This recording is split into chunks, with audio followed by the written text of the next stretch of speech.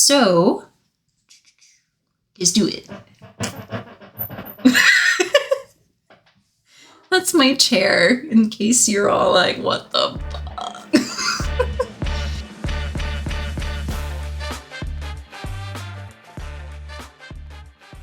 Welcome back, my peaches. I had the absolute worst day at work, like the worst. So I wanted to come on here, talk about books, talk about things that make me feel better, and kind of just let the day just wash off of me. So if I look a little frazzled, I tried to be somewhat presentable for you all, but if I look a little frazzled, the day sucked. So let's pull ourselves out of the hole. Let's persevere. Okay, what are we reviewing today? So if you all are familiar with Scarlett St. Clair, hopefully you are. She's one of the authors under Bloom Books Publishing. But if you aren't, she has a series, I think it's just called Hades Persephone, Hades Cross Persephone. Okay, when you have the X, is it Hades by Persephone? Is it Hades with Persephone? Is it Hades X Persephone? Like, how do you say the X? Can someone please let me know? Because I don't know. But anyways, it's a Hades and Persephone retelling. She just released the fourth and final book in that series very recently, like within the last month or so, I believe. So I thought it was fitting to just kind of talk about right here, A Touch of Darkness, which is the first book in the series. And if you all are fans of when there's the dual point of view, or, sometimes authors will take their original story and retell it through the point of view of the other character. For example, like Twilight, if you read Midnight Sun, it's Edward's point of view, whereas Twilight's Bella's point of view for the whole story. So she has a whole series that accompanies this one, where it's primarily Hades' point of view, and it's mostly focusing on everything that's happening off page in the Hades Persephone series, which actually makes it really, really, really unique and really, really cool. So that's what we're going to review today. Like I said, it was a terrible day, so if I'm a little bit down at the start of this, I'm hoping my energy goes through the roof. I filmed this. Without further ado, you guys know I have my notes. We're going to go through the Peaches 2.0 checklist, and we're going to review this bad boy. Okay, so number one on our checklist is always genre. I feel like, okay, I need your guys' opinion. Should I scratch this? Because really every time the genre is romantasy, I don't think I really read anything. No, that's a lie. Wait, okay.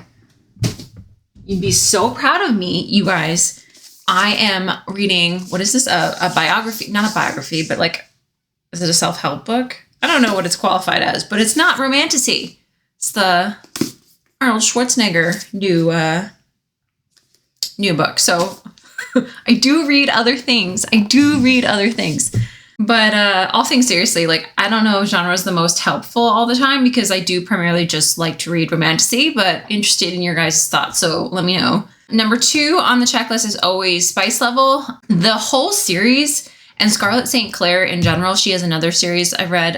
It's The King of Battle and Blood. I'm looking at my bookshelf. That's another series she does where the spice is just, it's not for you faint of heart churchgoers, like it's definitely like a 3 to 4 out of 5. It's pretty spicy. She's definitely very spicy as an author. So something to keep in mind if that is your cup of tea, whatever floats your boat, my kids.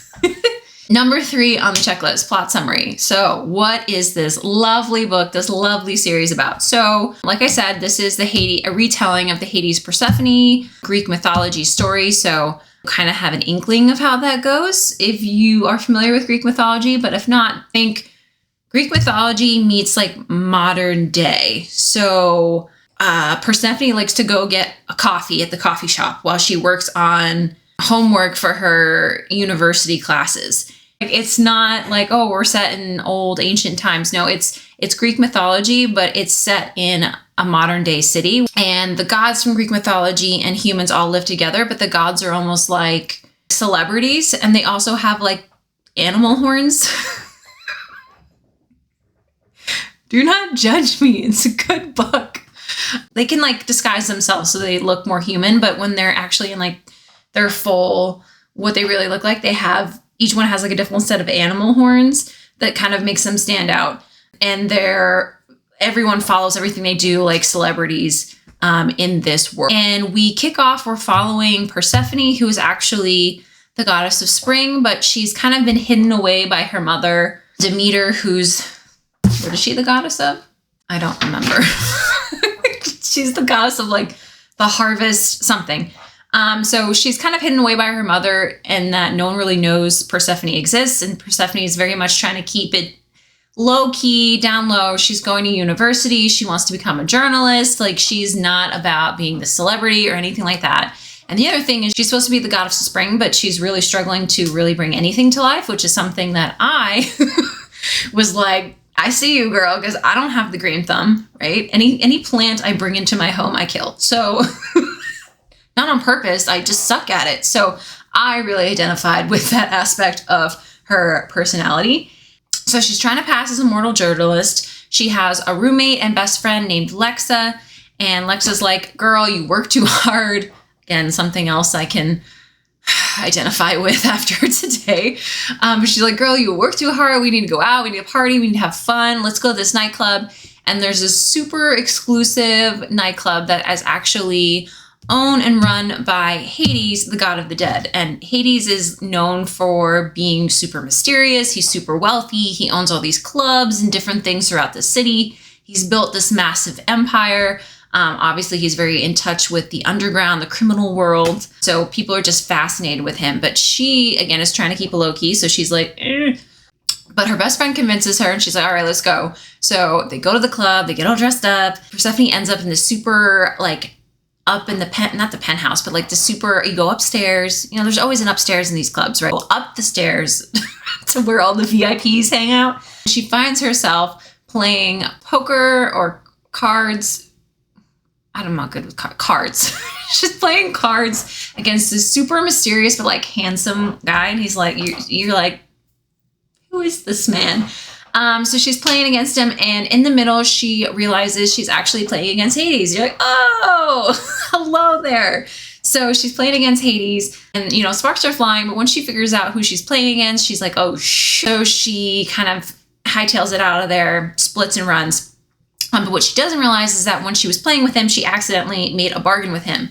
So she wakes up the next morning, she has this mark on her wrist, and she's like, oh, right? Because again, she's trying to keep it low key. Her mom doesn't want her mingling with the other gods. She was not supposed to be out, especially bargaining with the god of the dead. And she goes back to find Hades, and she's like, I got to get out of this deal. Like, whatever we got to do, I got to get out of this deal. Take this mark off me. Like, I cannot be caught doing this. And while she's doing that, she actually reveals herself to be a goddess. Because remember, she's low-key, pretending she's immortal.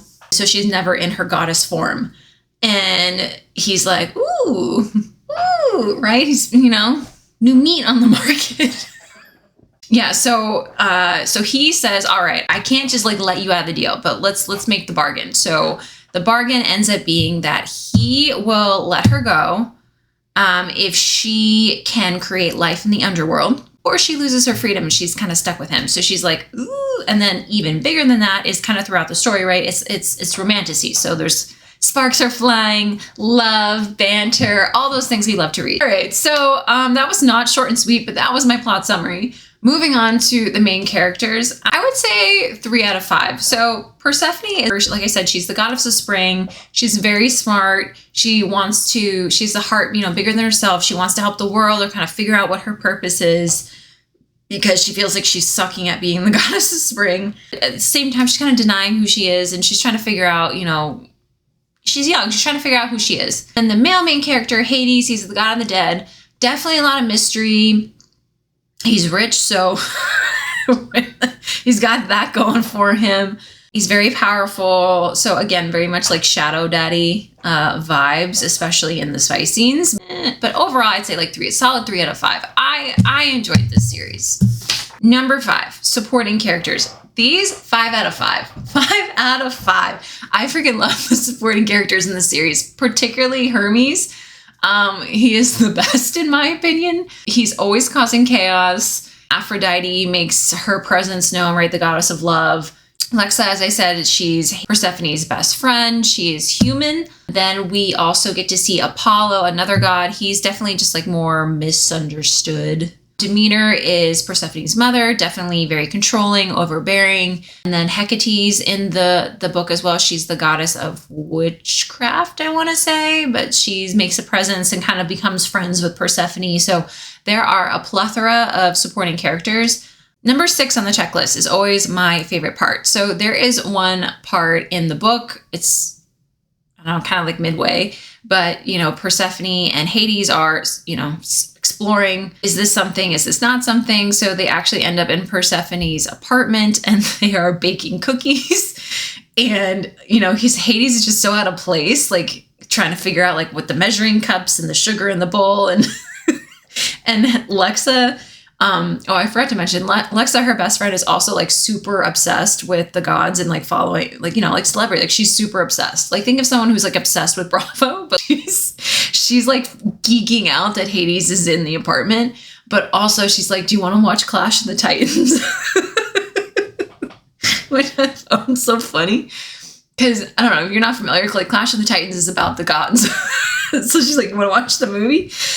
And then my favorite line actually happens more towards the start of the book, right? When Persephone goes back to Hades' club. She's like, what the hell? You got to take this, mark off me. She actually reveals herself in her goddess form because she's trying to get the people to let her in the club. And she's like, you don't even know who I am. Like, let me in. I need to see Hades right away. He sees her in her goddess form and he goes, you are full of surprises, darling. And you're like, all right. It's just me, but the pet names that, you know, the main male character will use in books can either make or break the book for me. Like if they pick an icky one, I can't read the book. So the fact that he uses darling, it just makes me think of Reese from A Court of Thorns and Roses series. So I was just, you know, like, here we go.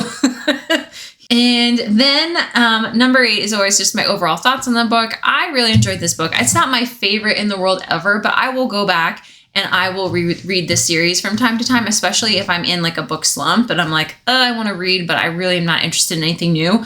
I will go back. This is one of my favorites. That is my review of A Touch of Darkness. Did I ever actually say what the book name was? I'd say overall too, it's a great start to the series. Persephone really grows. So if in the first you're like, man, like I like a stronger female character, I'd say stick with it. She grows much more into her own throughout the series. And there's plenty of spice, plenty of possessiveness, all the red flags we love. So, you know the drill. So with that, just make sure you like the video, subscribe. If you're liking my content or you hate certain stuff, want to see more of others, like just let me know. I'm trying to, make sure I give the people what they want to see. I will see you guys in my next video. Bye.